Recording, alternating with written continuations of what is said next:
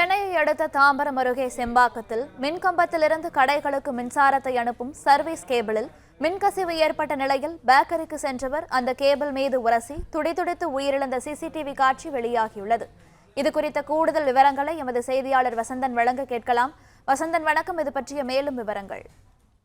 வணக்கம். தாம்பரம் அருகே தனியார் கார் நிறுவன ஊழியர் மின்கம்பத்தில் தொங்கிய உயர் மூலமாக மின்சாரம் பாய்ந்து தூக்கி வீசப்பட்டு சம்பவ இடத்திலேயே உயிரிழந்துள்ளார். அதன் சிசிடிவி காட்சிகளும் தற்சமயம் வெளியாகியுள்ளது.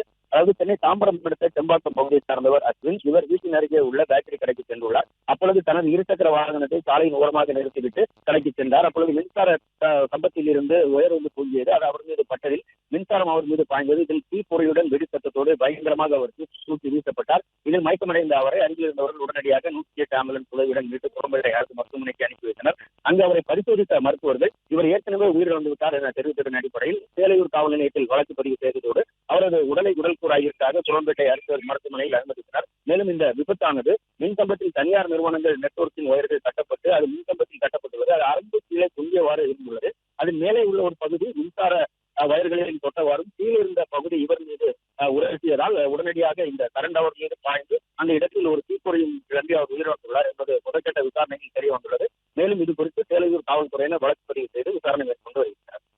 பிளே ஸ்டோர் மற்றும் ஆப் ஸ்டோரில் இருந்து பாலிமர் செயலியை QR கோடு மூலம் பதிவிறக்கம் செய்யுங்கள். செய்திகளை உடனுக்குடன் பெறுங்கள்.